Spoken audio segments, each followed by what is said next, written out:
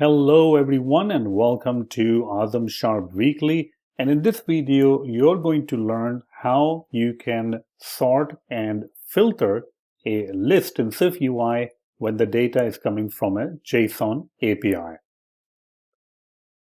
The API that we will be using is called food2fork.ca, and you can go to food2fork.ca website to find out the details that how to use the API. We will be using just a particular dish like beef, and make sure that you understand that you do need to pass in the authorization header with a particular token for this API to work. So let's go ahead and get started.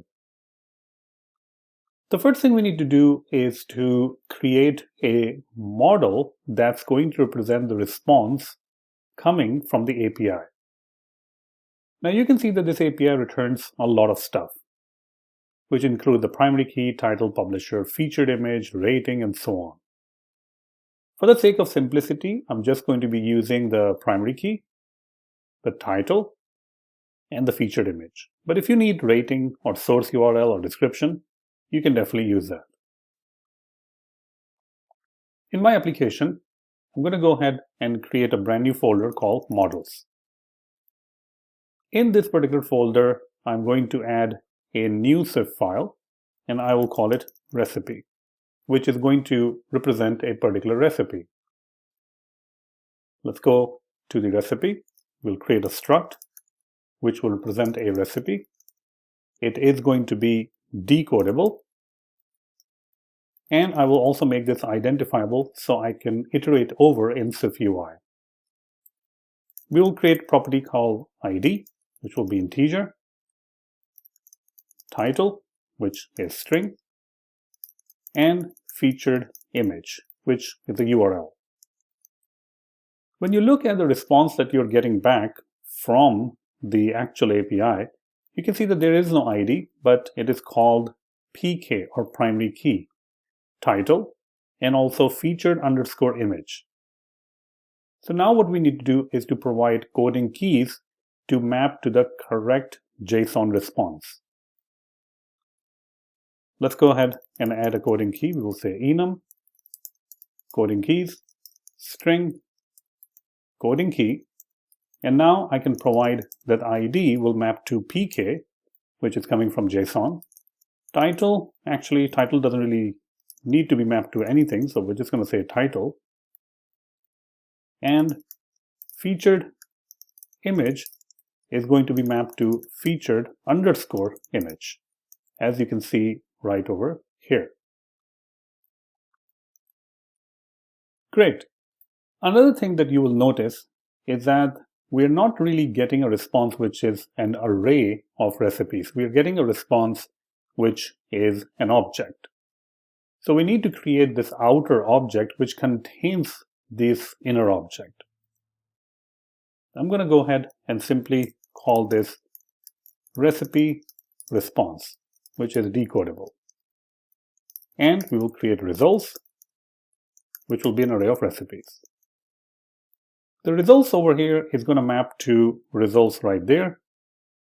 And the thing that is inside the data, the value that is for the results, will be represented by an array of recipes, which will contain the title, ID, and the featured image.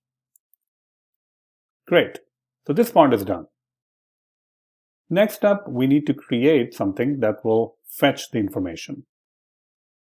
I'm going to use a network model file. So I'm going to add network model. Now, network model is kind of like a service, so you can, if you want, call it a service. That's perfectly fine too. I will call it network model, which is an observable object. In this, we will have a publish property, and it will keep track of the recipes. We will have the recipe as an empty array. Next, I'm going to go ahead and implement fetch recipes function. This will be an async function, and it can also throw an exception. After that, we will need to create a URL request using the URL that we need to fetch from. Now, let's pause over here for a minute and talk about this URL. Well, first of all, it's a hard-coded URL, and it is always going to select beef. We can later change it so that you can pass in a query. One other thing to keep in mind is that it's never really a good idea to put static hard-coded URLs over here. And the reason is that what if I want to test it against a different domain or different host? Basically, instead of production food to fork, test.food to fork, or dev.food to fork, or qa.food to fork. So it's always a good idea to have those kind of environments set up so you can switch the environments depending on your needs. I will cover that in one of the future videos where you can switch the environments. But right now, this is perfectly fine for our use case. The next thing we need to do is we need to add our token. Again, we will pause over here because token is hard-coded. It will be a good idea to create some sort of an environment, and based on the environment, it can generate or inject the correct token for the authorization header. For now, for our application, it's okay. Next, I'm going to use URL session.shared.data for a particular request. So I'm going to pass in the request and try await. It is going to give me some sort of a data. There we go. Now I can use JSON decoder to decode it. So let's go ahead and decode it. Recipe response.self, and we will decode the data. This is going to give us a recipe response, and then finally we can assign recipe response dot recipes or results to our recipes array. Okay, and make sure that we are calling it with try. Since we're setting it over here, we also need to make sure that everything is done on the main actor. So let's go ahead and put the main actor, meaning this will be done on a UI thread in this case. The fetch recipes and the recipes will be called on the main. The next step, we need to go ahead and display the stuff. So for that, we're going to go ahead and jump into our content view. Currently, you can see the content view is not really displaying anything. So our first task would be to display all the recipes.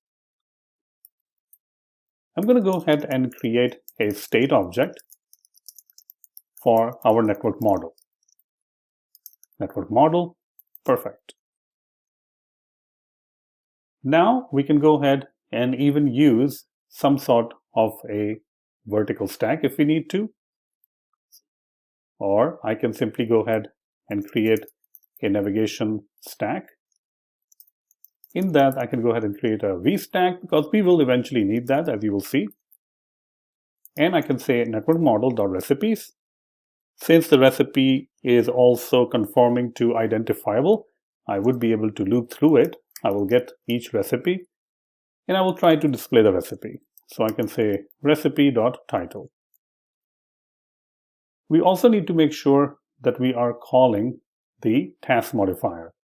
So when this is loaded, go ahead and call network model.fetchRecipes. Since this is an await function, we have to use await, and it can also throw, so that's why we have to wrap it up.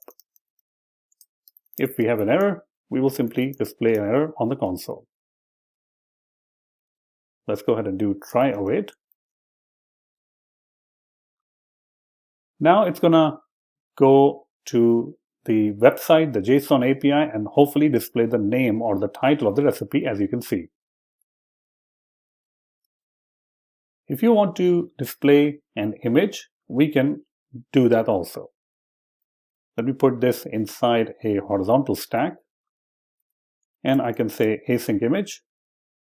I can pass in the URL, which we already have from recipe image.featuredImage.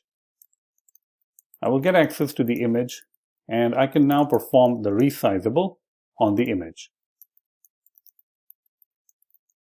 Let's go ahead and see that if it actually displays correctly or not. The other thing that we need to also provide is, I believe, the placeholder. And for the placeholder, I'm just going to say loading. You can see that all the recipes are being displayed. I'm going to set the aspect ratio as well as a frame to something. So now all of them are the same size. You can also make them a little bit more rounded corners if you want to, but we'll leave it alone like this. So now we can see all the recipes. Great. The next step that we want to do is to allow the user to search the recipes. This can be done by using the searchable modifier. Whenever we will search, we will put that value into a local state variable, and we will call it search, which is of type string, starting with empty string. So there we go, we're adding the search. Right over here in our previews, we can also wrap this up with a navigation stack. Although it's not really needed because we already have that in our code right there. If I type something in the search like beef, oops, not sure why it's entering some weird characters, but I'll have to double check on that. Okay, so if I type in beef over here, you can see that it's not really sorting, searching, nothing. It's not filtering it out. So that's the first thing we need to fix. We need to filter it out. After we have filtered out, then we can probably perform the sorting. Going back to our searchable right there, we can also use the onChange modifier. The onChange modifier takes in two arguments, off and perform. Over here, we need to provide the actual state that you want to hook up the onChange. So I'm just going to pass in search, which is my state modifier that we have defined earlier on. And when this search modifier on changes, meaning it changes, then go ahead and fire this particular function. Now, I can implement the code over here, which is perfectly fine, but I like to create a separate function, and I will simply say perform search. There is no function called perform search, so let's go ahead and do that. Private function perform search. Keyword, string, and there we go. Now we can implement perform search. When we're searching, we can't really or shouldn't change the recipes. These are just all the recipes that we are getting from the server. So in order to performing the search, we need to put those new filtered results into a brand new recipe array. Now I can call network model.recipes.filter, and I can perform the filter. The filter will give us access to the recipe, and we are just looking for the title matching with the contains. So title.contains the keyword. If it does contain the keyword, then go ahead and assign that to the filtered recipes. Although we may have filtered the recipes, we are not really using filtered recipes over here.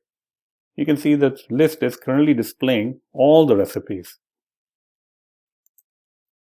Instead of making code over here or putting code over there on line number 25, what we can do is create another property called recipes, which is going to give you a list of recipe.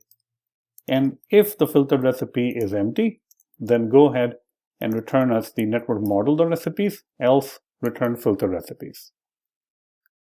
And now we can start using the recipes local property. Okay, let's go ahead and filter it out. I'm going to go and type beef, and you can see that it is actually filtering it out. Let's type meatballs, and you can see that it is definitely filtering it out. So it looks like our filter is working correctly. Great. The next step that we want to do is we need to add a button for sorting. I'm going to go ahead and add a button. sort ascending, and let's see where the button appears. Right over here. Well, right now it says sort ascending, but we need to change this text based on sort ascending or descending. And in order to do that, I'm just going to go ahead and create an enum. You can create an enum in a different file if you want to, that's fine. Sort direction. There are only two cases, ascending and descending. We're going to go ahead and use the sort direction, and we will sort it, we'll set it up as ascending. You can also say that the sort direction can also be null, but I'm just going to put it as ascending for now. All right. When you press the button, we will change the sort direction. So sort direction equals to, if the sort direction is equals to ascending, then go ahead and return descending, or else return ascending. So it's basically toggling between ascending or descending. We also want to make sure that the text doesn't always say sort ascending. So let's go ahead and create a property and call it sort direction text. Sort direction, if it is ascending, then go ahead and return sort descending or sort ascending. Maybe I'm doing it wrong over here. I think the sort direction will be if it's ascending, so you should probably return sort ascending. All right, and if it's descending, and you should return sort descending. All right, but we'll figure it out if I'm doing it wrong. I'll say sort direction text over here. Okay, so sort ascending, sort descending. Okay, looks like this is toggling between the two states, so that's good. But the list is not really being sorted. So how could we do that? Going over here with the on change, we can add another on change, which will work on the sort direction, and it is going to fire a function called perform sort, which we have not implemented right now. So let's go ahead and implement the function called perform sort. Sort direction, sort direction. And what I'm going to do is create a local variable called sorted recipes. And based on the sort direction, we can sort. So we can perform a switch on the sort direction. If it is ascending, then we can say sort recipes dot sort, and we are going to get two sides, left hand side and the right hand side, and we can now check the title. Left hand side dot title, if it is less than, so we will sort it in ascending order. Right hand side dot title. Else we will do the same thing, but a little bit different, because now we're sorting in a descending order. So we will add that. Now we want the filter results to also be sorted, right? So we can say if the filter results is filter recipes is empty, meaning there are no results, then simply go ahead and set the network model recipes to the sorted recipes. Else we will simply assign the filter recipes to be sorted. And the reason for doing this is that we are allowing the user to even sort their filtered results, as I'll show you. Now let's go ahead and see. Let's see that if it searches. Looks like it is searching. Okay, let's see if it's sorting. Oh, there we go. It is actually sorting. You can see the sort descending, sort ascending is actually working. I think we should probably reverse this, because now it's making me confused. So I would say descending and sort ascending. I think that was the correct way that we were doing. All right, so sort ascending, sort descending, so this is working. And if I search for a particular recipe, and I can even sort these search results, which is actually pretty cool. All right, so there you have it. We have created this recipe application. Now, one of the things, and I'll leave this for you, is if you look at the network model, we are always getting the query as beef, meaning all the recipes that we are getting are for beef recipes. So here's your homework. How can you make it so that the recipes, the ingredient is actually passed from the user? You will probably have to add some sort of a text box somewhere, and then the user can write the name of the recipe, well, a material of the recipe or the ingredient of the recipe, send it to the fetch recipes function, probably right over here, and then attach it to the URL. So that is your homework. You can make it even better this way. So there you have it. We have created our recipe application, which allows the user to display recipes from an API. It allows the user to search for recipes and also filter the recipes. All done in SwiftUI. Hope you like this tutorial. Thank you. If you like this video and want to support my channel, then check out my courses on Udemy. I have a lot of different courses for iOS development, including my brand new course, which is MV Design Pattern in iOS, Build SwiftUI Apps the Apple Way. I have a complete course on the SwiftUI framework also. I have a course on augmented reality, MVVM, and as you can see, most of these courses are best-selling courses, so I'm sure you're going to enjoy these courses. So check out the links in the description and hope you enjoy these courses.